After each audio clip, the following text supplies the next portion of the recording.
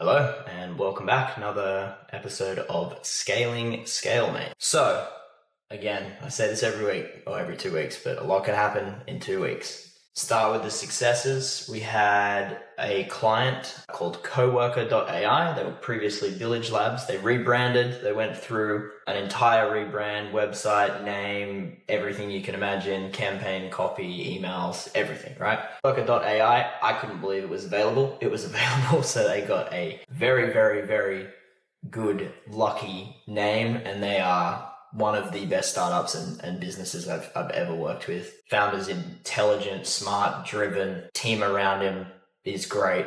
They're going to be a fantastic, already are a fantastic customer and hopefully a very, very long-term customer. We have booked, I think, 32 meetings for them in under 3 months. Solid. We've defined a very clear ICP and vision. Even from the first month to now, the product vision, the market ICP vision has gotten a lot tighter. Everyone's aligned, makes a lot of sense. Conversations are going well. Things are going down funnel. Case study will be released soon. Signed 2 new clients. One is a warm introduction from my network and from my past. The other was completely cold in the fintech space. So very excited. They're starting June 9th, I believe. So a little bit of a delay in rollout, but very happy.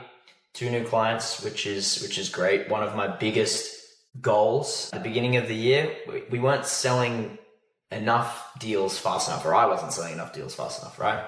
So that was number one. By the end of March, I wanted to solve that. I think I've solved the down funnel challenge of like when we're on, cold sales meetings, how do we convert, a bigger percentage? I think that's a pretty natural path of founders to go down. They start with a pretty low close percentage and then it gets better and better over time. You tighten your ICP, you tighten your pitch.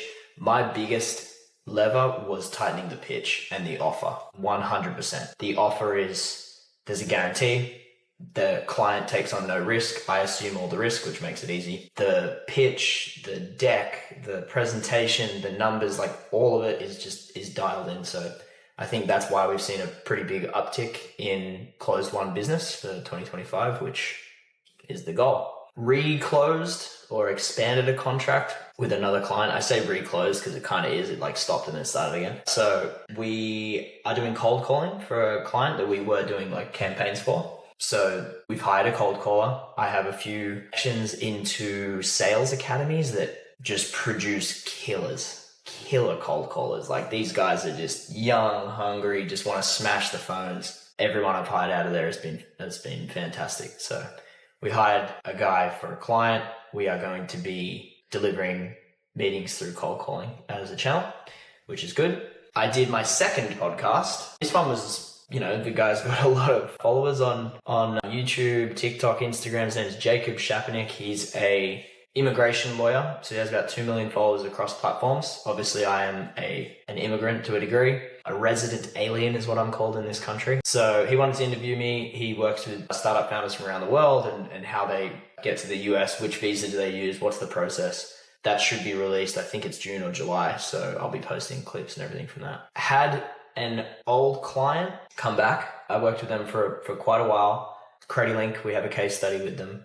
They took a while to raise their Series A, but they finally raised it, which is great. Big round, massive publicity. I think it was like 8.5 million or something. I can't remember the exact number. Led by Citigroup. So we're going to be working with them again, which is great. Focused on the US, similar arrangement to what we had before. But the news blew up with them. All I saw was CrediLink all day in my inbox on all the investor channels and the investor newsletters and everything. So congrats to them and yeah, we're going to be working with them again. So then on the negatives or blockers, let's say. I've mentioned it a few times. I haven't harped on about it too much because I'm going to do a whole launch and marketing campaign around it. But I have been building an AI SDR in the background to what we do. It's basically a platform to productize the service we're already offering to customers. We had the MVP complete. There are a couple of bugs. We're working them out. There was a slight delay. I think we're going to start posting and building awareness around the platform in early June, I believe. And then probably a month after that, it'll be released. So you'll see the strategy behind that trying to highlight the problems with go-to-market, the problems with the AI SDR space, the problems with email versus LinkedIn, what a business actually needs, a B2B SaaS business, to go and book calls and book meetings, which is the goal of everyone, and then obviously closing those. So that'll be about a month. It's going to be a pretty intense month of content, I would say.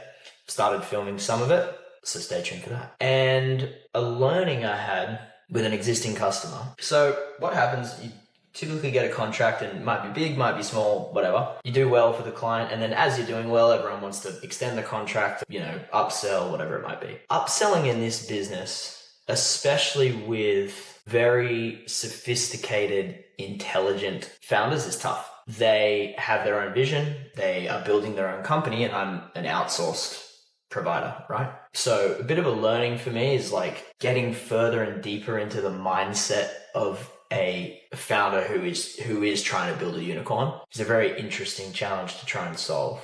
My gut feel is I should have asked a few more pointed questions at the beginning.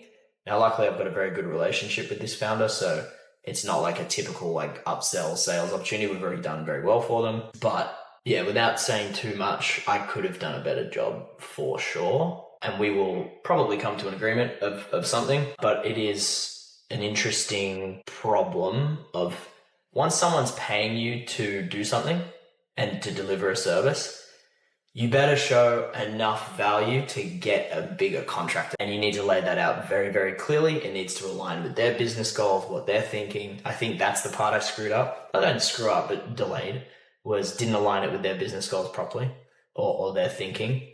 So I need to get tighter on an upsell journey, I would say. But overall, I think we'll still get, a longer term partnership out of it, which I'm very excited for. So that's all. What can happen in 2 weeks. See you next time.